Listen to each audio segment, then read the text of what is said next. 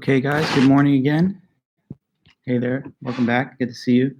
Just have another little over a minute to start today's meeting. Hopefully everyone's doing well and get into this last lecture for the week. Be on to your weekend. Hello there. Hi, Ryan.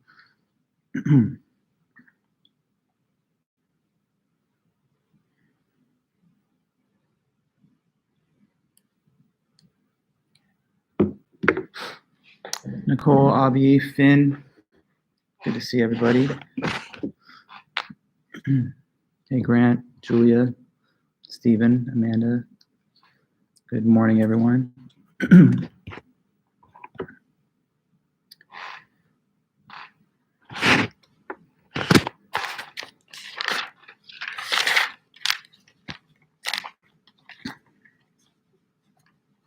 Happy Friday. Thank you, Claire.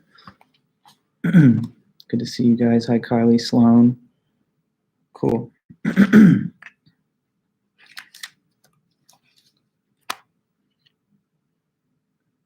Marin. Okay. So, guys, let's get things underway. We're pretty much at 9 a.m. Good morning, as usual, and welcome back. Today, we are going to wrap up the last couple of leftover notes from Alan Turing's article on computing machinery and intelligence. And then we'll start to switch gears into the last topic of the semester, which is life and death, and the question of what would make a human life go well. So we have our work cut out for us, and that's the goal. Let me just start off by doing a little bit of review of the, morning. Doing a little review of the last lecture and the material that we covered there. So Alan Turing's article, Computing Machinery and Intelligence. So first off, he's trying to make the case in this paper that someday machines, computers, will have consciousness and they'll be able to think, like how you can think and how I can think and perceive. For example, right now you're conscious, and the thought that he has, the thesis that he defends, is that machines will someday achieve consciousness. He's the creator of the digital computer, so I mean he has, I guess, some kind of rational insight into the question. But what he says that we should do is think about this question in terms of an actual test or something that we could perform. This is the Turing test, or what he calls the imitation game. He starts off to describe the test by talking about the version of it that's played as like a silly party game with human beings. And in that version of the game, you have two different subjects, one a male, one a female, and they're on a separate side of a wall from an interrogator of either gender. The interrogator is now going to ask questions to the two individuals for a set period of time, and based on the answers they receive, they're going to try to determine who's the man and who's the woman. In the game, one of the two contestants, A or B, is trying to imitate the opposite gender that they are in order to confuse and deceive the interrogator. So the question will be for the interrogator, could he tell the difference between like a real woman and an imitator? Or could he tell the difference between a real man and a woman that was imitating a man? You see? Now, when the game is modified so that it can become a test for whether machines have consciousness, we simply substitute one of the human contestants on the other side of the wall with a machine or computer. And now the question for the interrogator to try and answer is, to whom am I speaking when I'm interviewing these two subjects? Is it a human being or is it a robot? He knows one is one and one is the other, but he just is not told in advance which one is which. He just gets these two interview subjects, A and B. And at the end of his two interviews of equal length, he now gets to decide, was A the computer or B? If he has a correct identification, good. But if he incorrectly identifies them, then that's like a loss for the interrogator. And I guess you could say a win for the computer in terms of how well it imitates human behavior. According to Turing, if and when we reach a point where the interrogator cannot reliably determine the difference, so when he starts failing in a series of trials at about a 50% rate, that's when we would go ahead and say these are thinking machines, thinking computers that have consciousness, because they're no longer distinguishable from the point of view of having conversation from a real person. After that, he has a little bit of further discussion that we went through about just the machines used in the game are, digital computers, not human brains. Interesting comment. He also says the digital computer is built according to principles that mimic certain aspects of the human computer. The human computer, as he sees it, is a system that follows a set of fixed rules, which are somehow supplied or contained in a storage of information that he calls a book. And the so-called book of the mind that contains the information has indefinitely unlimited number of pages, as he would put it. And in a digital computer, there's also a store of info, kind of like your hard drive, if you will. The executive unit, which is like the CPU that carries out the instructions and acts on the information in the storage, and a control unit that makes sure that this is done in a given logical order. He talks about how digital computers are discrete state machines, meaning that it's a system that's in one definite state at each time, with every new state a function of both the prior state plus an input signal. I tried to walk you guys through some basic explanations of that using my own cell phone and further related examples. So the question is, could a discrete state machine ever do well enough in the imitation game to cause this reliable misidentification by the interrogator? And he thinks that will happen. His prediction, I guess, was that by the year 2000, machines would be able to deceive the interrogator maybe 25% of the time, but that as we continue to develop more advanced computing technology, that we would ultimately get there. And maybe we're getting closer to that today. There is, after all, a lot of research onto this happening all around the world in AI labs and computer programming research that's happening too. Now, after that, we were getting to the objections to his argument or his position. And I think we really only got to talk about a couple of those. So briefly, one of the objections was what he calls the mathematical objection. Some people will say that discrete state machines have certain technical limitations. As we've learned from the undecidability theorem of Kurt Gödel, there are certain questions that could never be answered from within a formal system like a computer programming language. So if you ask the computer such questions, it would not be able to return any answer. And maybe this makes us think that the computers are different from human beings in terms of consciousness, because to a human, you might think any question that is posed could at least be given some kind of reasonable answer.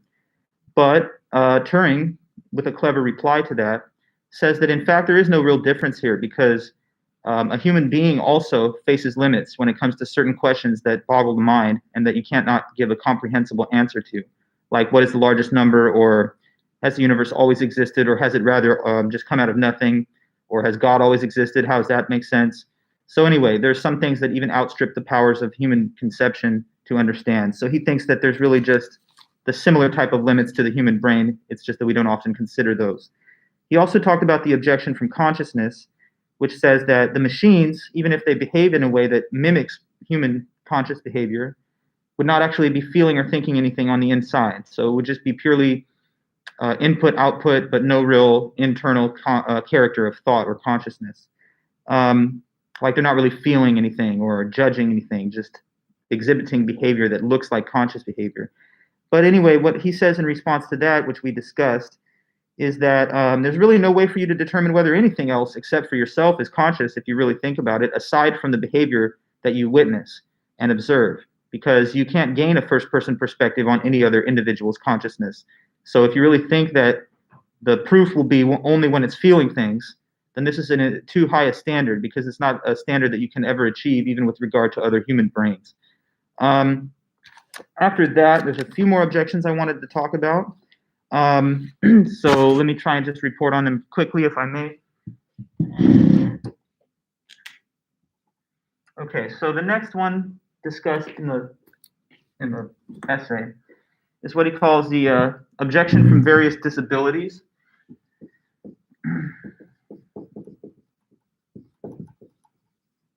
This one I don't think was the most difficult objection for him to rebut, but let me explain it.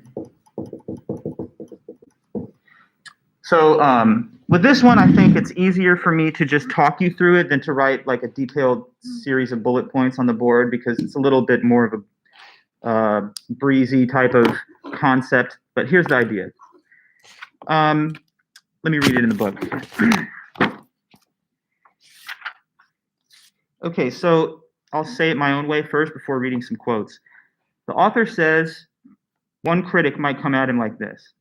You say machines could have consciousness, right? But no, I don't think so, because here's why. There's so many things that if you think about it, these machines will never do. Some things that exhibit consciousness or reveal that consciousness really exists. Things that we do. For example, things like this. To be kind, resourceful, beautiful, friendly, to have an initiative, to have a sense of humor, to tell right from wrong, to make mistakes, to fall in love, to enjoy strawberries and cream, to make someone fall in love with it, to learn from its experience, to think about itself, to do something really new, etc.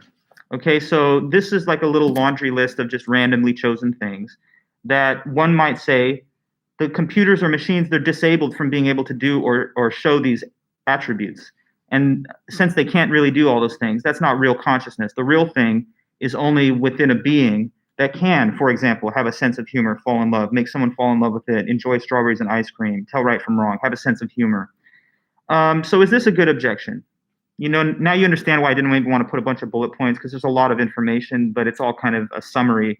There's things that we do in an everyday human life that the machine might not do. And you can add to your notes some of the things I mentioned there. But what is his response? I think his response is actually pretty clear.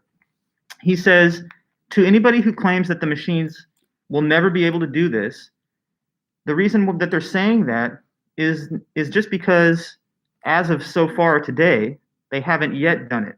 And of course, when he writes this in 1950, it's even way further in the past of, you know, the early days of computing and robotic machinery and technology. So he says it's really no surprise that as of today, 1950, or now speaking 2021, that we haven't seen machines do all of these things because we haven't necessarily developed them all for these purposes yet. But he says, why just think that they will never be able to do them only on the basis that they currently cannot yet? I mean, technology advances and becomes more sophisticated over time. So to say that they'll never do these things doesn't necessarily ring true to Turing. It sounds more like a person with a poverty of imagination saying that because current day computers don't demonstrate these behaviors, that no future computers could either. And he doesn't see why that's true. Also, and I thought this was almost like a humorous turn of phrase, he says some of these things that are listed as the quote unquote disabilities don't even matter. They're not relevant to whether something has consciousness. So he picks on strawberries and cream.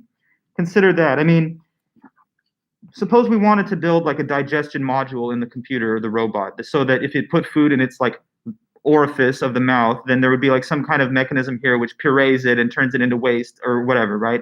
You could make the computer or machine able to do that, but what would be the point? Because they don't need food to continue to exist or survive. So this would be like a cosmetic feature of the programming, but it wouldn't necessarily get to the real question of whether it had consciousness or not. So he also thinks some of the disabilities are irrelevant to the main question. Okay, so that's another objection in his response. After that, there was another one I want to talk about that he calls Lady Loveless's objection, okay? Another one briefly, I just passing over it, kind of not spending much time on it, but he also says someone might claim that the machine could never make mistakes. That could be considered one of the disabilities listed here. Oh, if you ask it a math problem, it'll just zap back like an immediate answer, but a human being would have to think about it and might like make a mistake and, you know, doing long division, forget to, I don't know, do one of the operations and get the wrong amount. So does this show that they don't have the consciousness that we have because they're like infallible when it comes to like technical questions? And he just says, look, if it was a well-programmed, device or robot, then you would equip it with occasional mistake-making functions. So like every so often, so as to be even more similar and realistic to human consciousness, you could make it so that it doesn't always do everything perfectly or immediately. So anyway, that's another point. So to Lady Loveless's objection, let me go over that one in a little more depth than this one, because I thought this one was pretty straightforward and easy for him to respond to. The next one, Lady Loveless's objection. First of all, what's this word or name, Lady Loveless? Well, he had a friend in his life that he would talk to a lot about his ideas and his work. Her name was Lady Loveless, and she would sometimes press him on his thoughts, trying to give him, critical pushback so that it would make him sharpen his ideas and focus his arguments better. And so one of the things that she said to him was this. I'll put it on the board. So you might argue these are not really conscious things, these machines, no matter how sophisticated or realistic their behavior becomes to human behavior, because unlike us, they can only do what they are programmed to do. And you might say there's the big difference between humans that have consciousness and machines that don't. So unlike us, the machines or computers can only do what they have been programmed to do.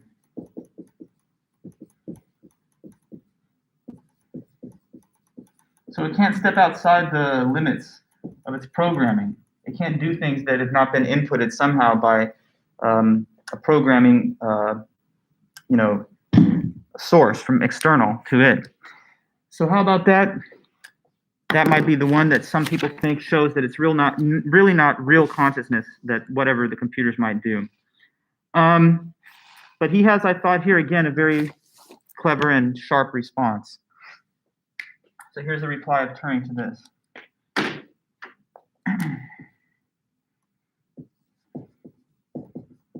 And it's kind of similar to a reply given earlier to the mathematical objection, where the critic says there's certain technical reasons that there's questions computers could never answer, but that's not like us because we could do this. We could. And Turing says, not really. We're no different from the computers. We face similar types of limitations. In a same sense here, he has that same kind of logical reply. He says, well, we are actually the same as the computer here too. Even though we don't often think about it, we ourselves are not able to act on or consider information that has not come to us from some external source. So we are the same. We can only act on or consider information that we acquire from an external source, namely, the environment, other human beings, and our experience. So we are also like subject to quote unquote programming, and we can't do anything that we haven't been programmed to do either. So you might not immediately see that as intuitive, but let me try to make it plausible and think about it from the author's point of view. A little baby born today. Can this baby speak any language? No. It's just goo goo gaga, babbling like a baby, crying, which is fine because it's underdeveloped, right? It takes time for it to develop the language, but where's it going to get it from? If you leave this baby by itself, like in nature, is it ever going to speak a single word? No. It has to be exposed to the environment of linguistic speakers and the linguistic community, of its parents, of other human beings, of the media, things that it hears language using. So a human being can speak language, today, like you and I can, but what happened in between day one and whatever, now you're 18 or 19 or 20, what happened in between was you were exposed to an environment that inputted language into you. So you needed that before you could ever do it. How about this? Now you're learning about Alan Turing and the Turing test. Could you have talked to any of your friends about this maybe 3 years ago? I don't think so. Maybe some of you already studied this or had your own prior interest in it. But for the most of you, probably this is your first time encountering this information. Well, how did you get the information in your head? You didn't create it from inside of you. You have to take it in from books, from a professor, from external sources. And that's how everything is. You can't talk about a movie with someone until you have seen it. You can't, play an instrument before you have been taught how to do it by some other source. Or even if you think you are self-taught, you're still taking in information from external sources and then integrating it into what you already know. So down to the last detail, everything that you're able to think about right now has been given to you from something outside of yourself. And therefore, you can also see the human brain as a very complex and powerful computer with a lot of storage capacity, but not essentially different. So there's his little turning the tables move on the critic. The critic says the machines can only do what they're programmed to do. And he says, wait a minute, that's kind of like a human brain too, though, if you really think about it. And so that's his response there. And then there's just this one more at the end that I guess I could refer to, and that is the argument from informal behavior, or the objection from informal behavior. Maybe to kind of speed it up, I'll just talk about this one with you in spoken word. You might say that another difference between us and the computer is that the computers can never improvise or do something informal.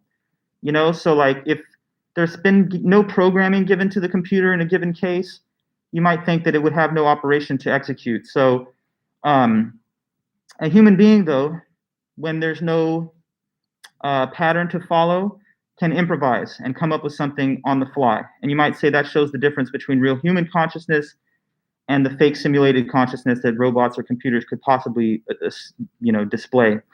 For example, when a human being gets to a traffic signal and you see the lights are illuminated, we know the rules which govern what you're supposed to do. If it says red, you're supposed to stop. Green is go. Yellow, I guess, is prepare to stop or clear the intersection if you're already in the middle of it. Now, what if you arrive to a malfunctioning traffic signal and red and green are both lit up at the same time? Okay, so those are inconsistent directives given to you. Now, you might think if it's a computer, the computer having no rule for what to do when it's both would just have to sit there forever.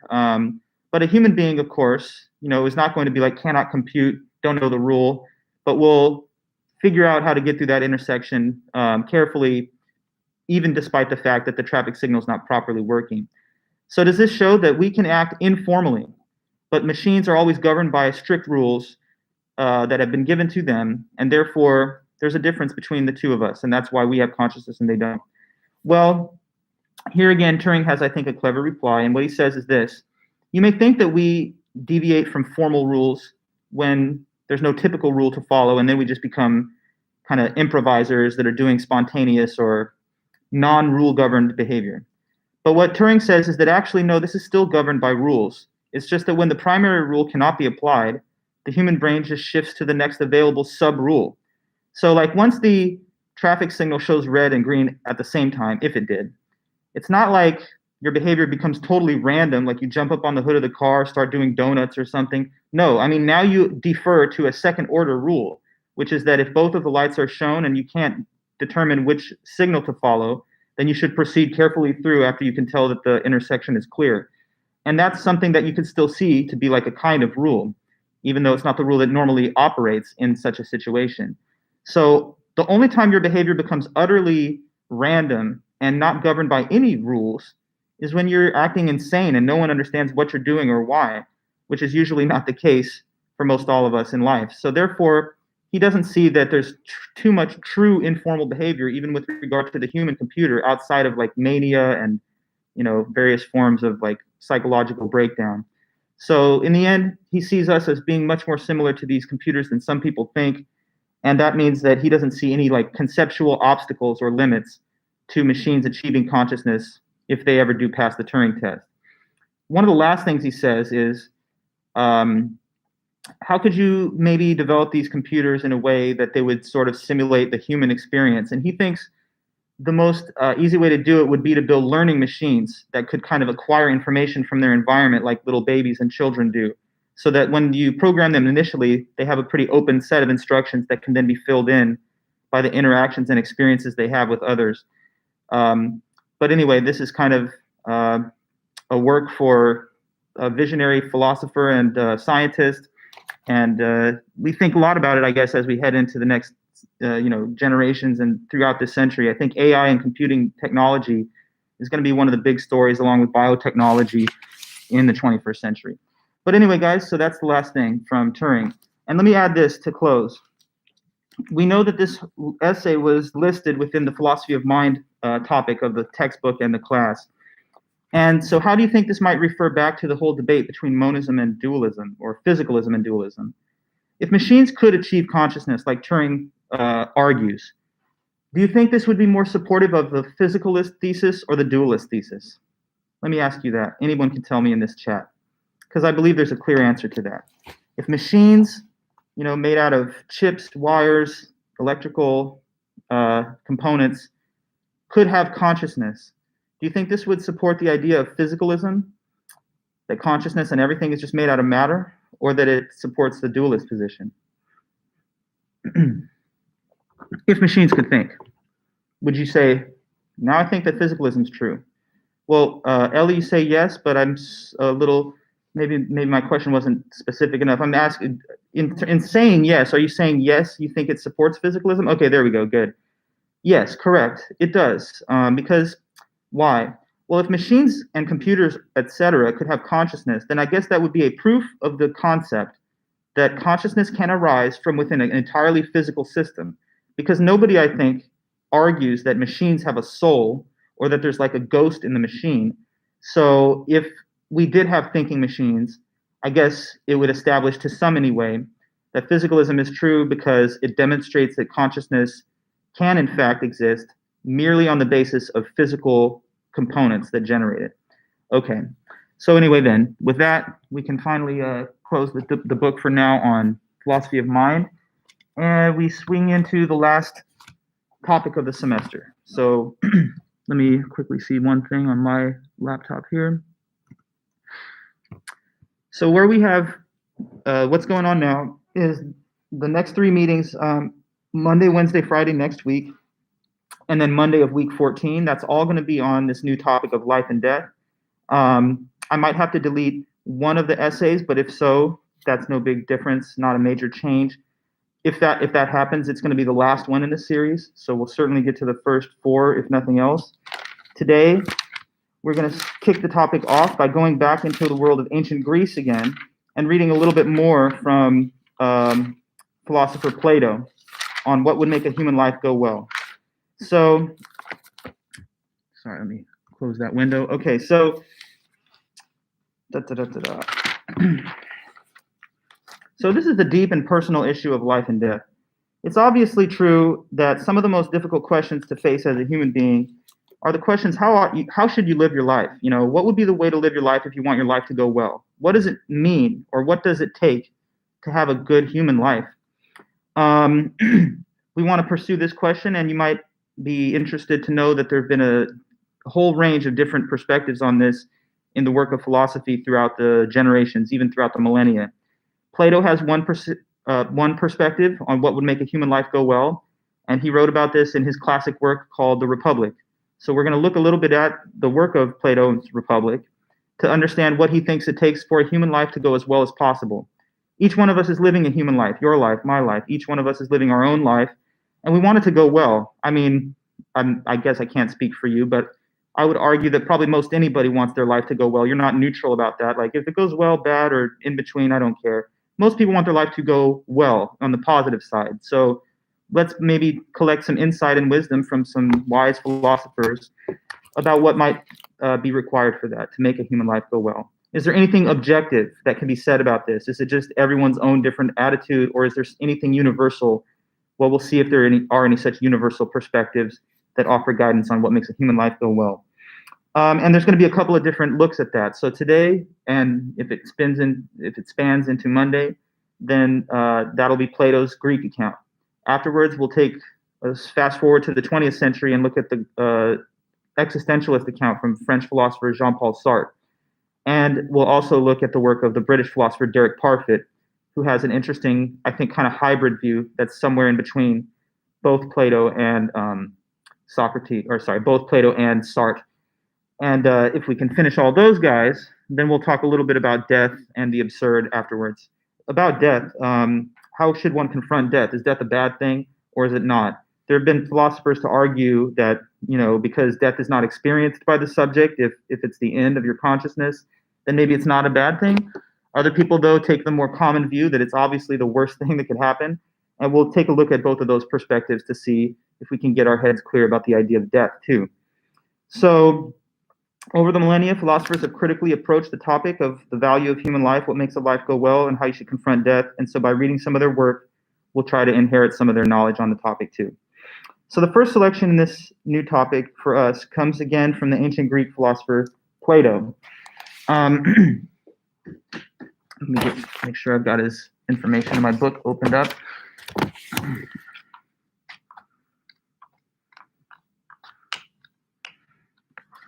Yeah, so back to ancient Greece and Plato. Plato we studied earlier already, as you guys may remember, when we read about the Meno and his dialogue on the nature of human knowledge, justified true belief. Plato lived again from 428 to 347 BC, before the Common Era, hundreds of years before Jesus Christ in the early Christian era. And he wrote a book. It's an important book. It's considered a classic. It's one of the big classics of philosophy and really Western writing in the academy altogether. And it's called The Republic, Plato's Republic. So Plato wrote The Republic, and there's just a small section of The Republic that's been reprinted in our book. And as the book does, as you guys have seen throughout the semester, they sometimes retitle a short passage that has been taken from a larger book. Like, so with Einstein's book Relativity, they extracted that one little piece and they called it Time and the Relativity of Simultaneity. Well, same here. The book is The Republic. They took a section out of it and they retitled it for our anthology, um, On the Harmony of the Soul. So this is On the Harmony of the Soul from The Republic by Plato.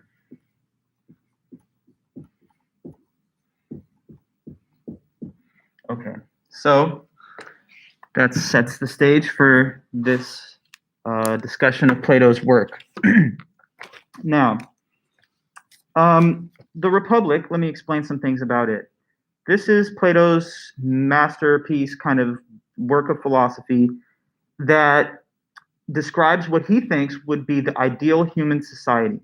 Okay, so it's kind of a vision of a utopian society. There was the work of Thomas More, a British essayist and novelist who wrote Utopia, but this is thousands of years before that, and Plato does have an account of what he thinks it would take to have the ideal form of social organization, the ideal form of statecraft or government. So the Republic is this kind of idealized human society that he thinks we should strive to establish in the world because it would be the best and most ideal form of human civilization that we could all flourish within and live and prosper. So that's the big picture. The Republic is about like the perfected society, an ideal society.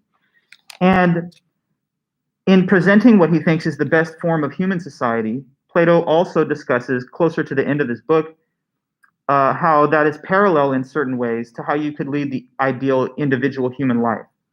In general, he thinks that the human soul is divided up in a way similar to the ideal human society. And if we could simply get our soul to be in harmony in the same way that he thinks the parts of society should harmonize, then our lives would go just as well as the Republic would in a microcosm. So I have to therefore explain to you guys some of the basic concepts of Plato's Republic so that his full discussion will make sense to you. Therefore, this is going to be a real quick crash course on a major work of philosophy. You know, I'm condensing it down to the bare essentials, but I think it will give you a good idea of it, and it'll be sufficient for you to understand how it applies to the question of how we should live our individual lives, at least from the Greek point of view. Okay, so in the Republic, Plato says that there are three major parts of the Republic that there should be. So three main parts of society. Okay, and let me start by putting that here.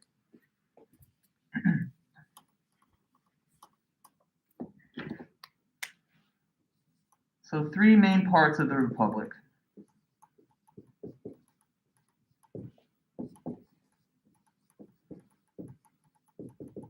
Okay, so these would be the three major aspects or pieces of the society into which people are divided. You have one class or group which are called the merchants. And you also have the warriors. That's another group with a different function in society. And then third, you have what are called the kings. Merchants, warriors, and kings. Three pieces of society, three different parts of the Republic. Now, let me tell you about what each part of it is supposed to be doing, or what each part is. So the merchants, this is like the biggest class in the Republic. This is the largest set. This is the set of people who make goods and services and trade them for a profit. Okay.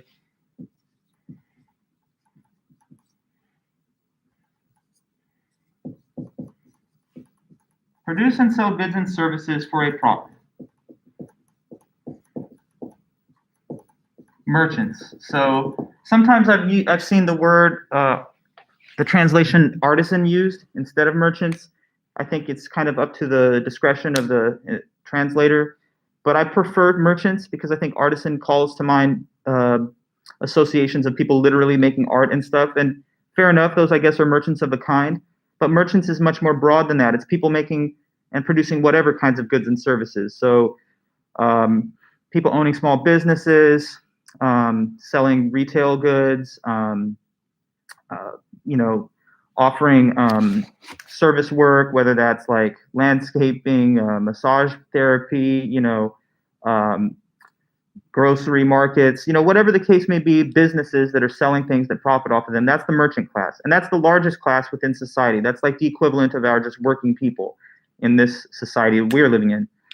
The warriors have a different function and role to play.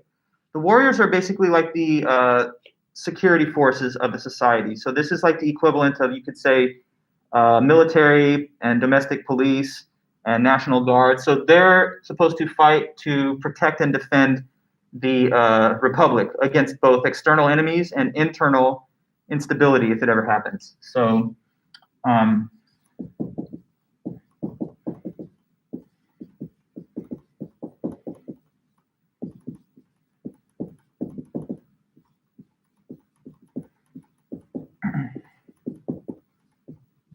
external threats and internal instability.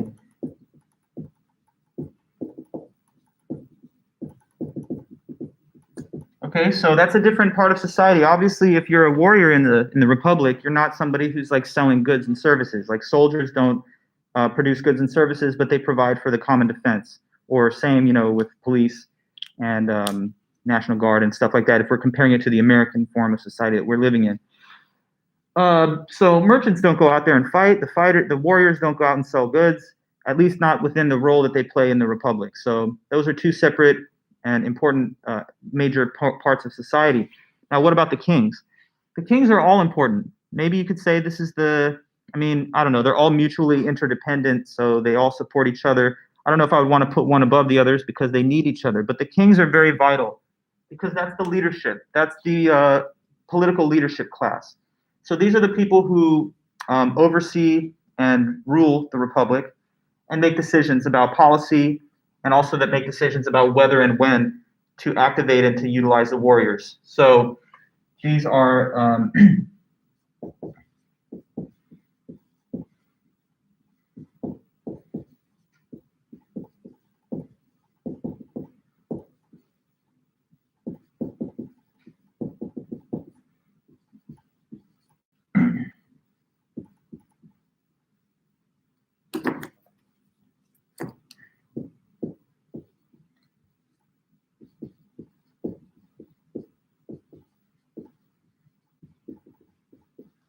okay. So kings. The kings would be like the ancient equivalent, I guess, of like our modern day presidents, prime ministers, monarchs, heads of state. And if there are like congressional bodies or such like, then they would also be within the realm of kings because they are in the political leadership class, making decisions on laws, policies, and having some role in being able to order and organize military action or defensive actions by the warriors. So now you have the three parts of the republic, right? And here's what Mr. Plato thought. Plato thought that we should have people assigned to their part of the republic according to what their natural aptitudes best suit them to do.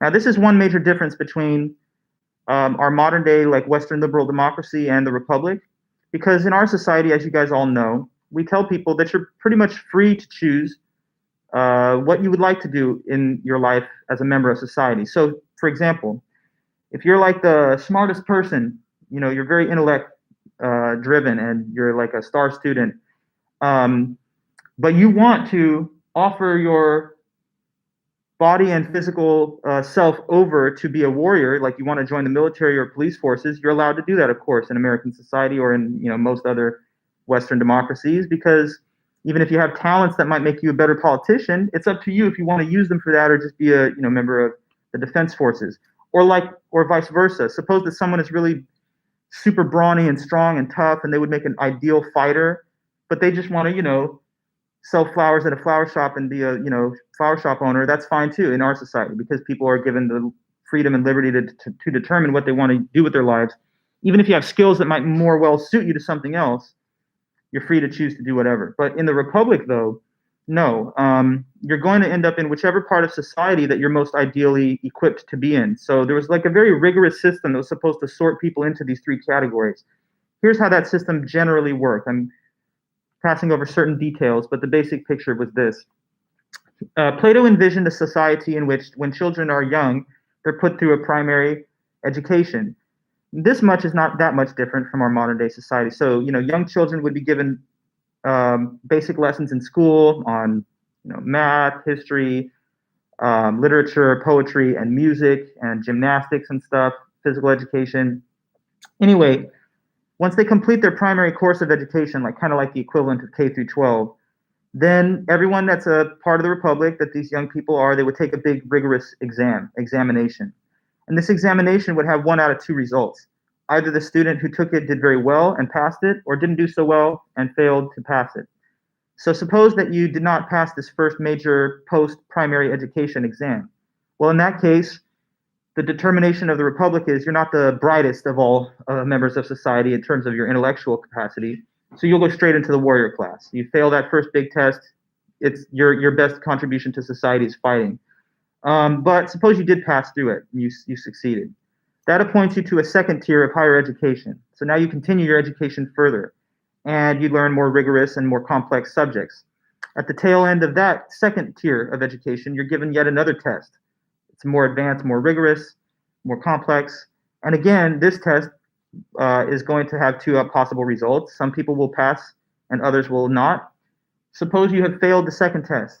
Well, in that case, you're not necessarily the weakest intellectually of the entire group because you passed one series of examination, but not the second. So in this case, you'll be placed right into the merchant category.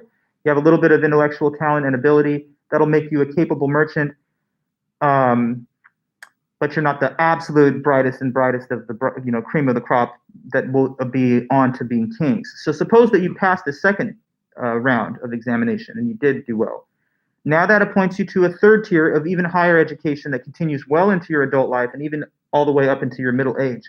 But when you finally complete this third round, now you are just, you're in the realm of kings. Now you're one of those kings, one of the political leadership class. And so in this way, Republic of Plato is totally different from democracy. And in fact, Plato's and his main character Socrates, who speaks in a lot of these dialogues, he's openly hostile to the concept of democracy because he thought that democracy invited the possibility of mob rule. He thought that, if it's all just about majority wins, what's to guarantee that the majority will have any rational sense about what's the right things to do? So in the Republic, it's supposed to guard against that by making sure that whoever ascends to the height of power is somebody who's not just popular or somebody who's able to capture a majority of votes, maybe by making fallacious arguments or rhetorical appeals to them or nativist appeals or whatever. He thought that to find yourself at the highest point of leadership, you should have had to prove yourself as intellectually capable and as some of the smartest and most intellectually skilled members of society. So this weeding out process of the Republic was supposed to guarantee that whoever achieved power was actually intelligent and capable of using power in a way that would benefit the Republic overall. So yeah, he thought, in fact, that if you don't have the Republic system like what he's describing here, we have these enlightened kings. In fact, let me say something here. This is a famous part of the Republic. He calls these kings philosopher kings, So I don't know, is that a self-serving thing? But what he says is they're philosopher kings because philosophers, we're the smartest people, okay? We're the smartest, we're the most rational, we're the most detail-oriented and nuanced and subtle and deep. So we would be the ideal political leadership. Isn't that kind of funny? So in his world, or in his thought, if you're going to lead a society, you need to be a philosopher. You shouldn't just be like a popular person, a rich person, a person who's very ambitious or something. You should have to be like a wise philosopher. And so, as a philosopher, I kind of like that. It's an interesting idea. I don't know if some of us would be great political leaders, to be honest, but I think it's a kind of cool idea. But yeah, that's what he thought. He thought that if we're going to have this system in place, then it's going to ensure that the only people who are in each part of society deserve to be there based on their talents and abilities. And so he thought it would be wrong and it would lead to the detriment of society if people that are not equipped to do their job are in that role. So if you have dumb people running the society, they're going to make dumb decisions and they're going to lead it to its destruction. So we can't have that. Or if you're going to have super hyper intelligent warriors, they're going to get into philosophical debates on the battlefield, and that's not going to serve anyone's purposes either. So to each their own, but we have to put people where they're supposed to be. That's what the Republic thought. So, I mean, it's a little different, but there are some base similarities, I guess you can also see the way that we do have a tiered educational system and that some people who don't go as far do end up in certain kinds of jobs and not others. But there's the differences too. Well, anyway, back to what I was saying. For Plato, if we did not achieve the Republic, he thought that society would perpetually revolve between three non-ideal forms: democracy, tyranny, and oligarchy. And it would just keep on going in that cycle. So he thought that with democracy, you would eventually reach late stage democracy, where a tyrant would find a way to seize power by capturing a majority of the voting bloc. And once the tyrant achieves power, then they're going to rule as a tyrant for a while until society gets tired of living under a tyrant, and then some powerful oligarchs rise up to seize power from the tyrant. And now you have an oligarchy. We have like several like barons that are extremely powerful that run society. But eventually they're under attack and pressure from the democratic population. And so they restore power to the people. Democracy comes back until eventually a tyrant pops up again. And this just keeps happening. Democracy, tyranny, oligarchy, forever, until we get with the republic. And that's when he thought we would be able to get off of that revolving pattern of non-ideal forms of society, because no one wants to live under a tyrant. And a democracy, as great as it is for Plato, was setting us up in the future to have a tyrant seize power. So anyway, then, that's a little bit of background for you. Now, Plato also said this. He said that with respect to each of the three parts of the republic, each one has a virtue associated with it. Let me explain to you the word virtue first before I say something about that. So virtue in the Greek use is just basically a quality that a thing has when it's able to perform its function excellently well.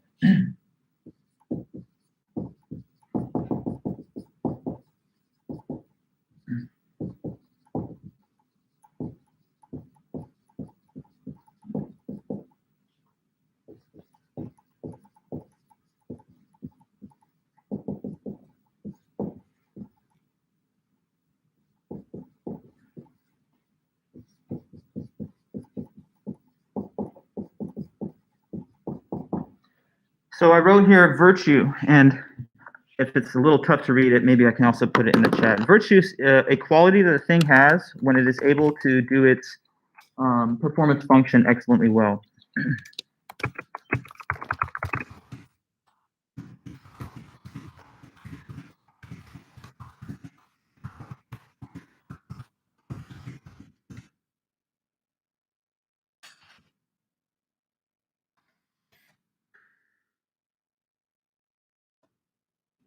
Okay, so there's definition of virtue. It's a quality the thing has when it's able to perform its function excellently well. So we'll continue with this on Monday, but let me just finish with a few points about virtue. Take a knife, right? Like say a kitchen knife. Who could tell me what's the function of that knife? It's to cut, right? Well, that much is true. We all know that, the function, what it's there to do, what its job is, what its task is. So obviously a knife is for cutting food in the kitchen. So what would you say is the virtue of a knife? The quality that it would have when it's able to be a good knife that can cut very well.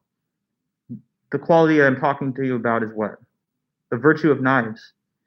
Quality that makes them good knives, that are good at doing their thing, is when they're what? Just see if you can figure this one out. Not too bad, I think. To a knife, which is there for cutting, the quality that it would have that makes it good at cutting. Being a what knife? That's right. Good, Eric. It's to be sharp. Yes. So if the knife is sharp, it's a well-functioning knife, isn't it? It's a knife that performs the function of cutting very well. If it's dull and it's not so sharp, then it's not the best knife. It's not doing its job as well as it could. Okay, now, Plato says that with respect to each of the three parts of the republic, there's a virtue associated with it. And so now that we know what a virtue is, that means that there's a quality that each one of these parts, if it has it, it will do its job for the republic very, very well. And that's what I guess we'll have to start with on Monday. I can just say a word about it, but I'll write the full notes on Monday. The virtue of the merchant class is what he calls temperance. That is self-control and moderation over your desires and appetites, not being too greedy, basically.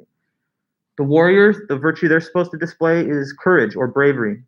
That is the willingness to face danger when it's right and necessary in order to do something proper and noble. So like, warriors that are supposed to provide defense, they would not be good at their job of defense if they were scared all the time to put themselves in harm's way. So good warriors are brave warriors. Good merchants are fair-minded and moderate merchants that don't try to rip everybody off and like inflate the prices of things and sell, poor products. The kings, their virtue is supposed to be wisdom. They are supposed to essentially be smart, because kings who run the whole society, I mean, how can they possibly run it well if they're dumb, if they're idiotic, if they're stupid? So, we can't have imbecilic kings up there running the show. Otherwise, they're going to lead us straight into, our destruction. So when you have wise kings, brave warriors, and temperate merchants, now you have a flourishing society where each part is able to do its job for the society at a high level excellently. And but he does say that they're also supposed to cooperate with each other. They're not supposed to fight to overthrow one another. So the warriors and the merchants should willfully submit to the right rule of the king and not try to like stage a coup or something to overthrow the proper power and rule of the king. So like when you have a military coup or something where like the military tries to seize power from the political leadership class, that is a dysfunctional society that's falling into ruin. And what he says is that each part has to respect the role of the others, not try to overstep their bounds and do the job of the other parts. So when each part's doing only its job and not the job of others, willfully submitting to the kings and acting in accordance to their virtue, this is the ideal republic and the ideal society. What we have to speak on Monday is how this connects to what would make an individual human life go as well as possible. And so what you'll see is that he forms an analogy between the society of the republic and the soul of a person. And he thinks that in the soul we have, there are three parts also, and they're kind of parallel to the three parts of the republic. So that's what we'll speak about on Monday. But for now, I guess we're running out of time, so I'm gonna let you guys go. Let me see if everything's good, and if you guys feel like you don't have any questions left over, then I'll end the stream for now, and we'll be back on Monday. I do have office hours at 11:30. Anyone can always come to those as usual. So you can check on the links that I sent through Canvas if you want. Okay, thanks so much, Ryan, Amanda, and everybody else. Appreciate it. I hope you guys have a good weekend. And like I say, be in touch if there's anything you need. I'll be checking my messages through the weekend. Okay, then have a good one, and see you guys back next time. All right.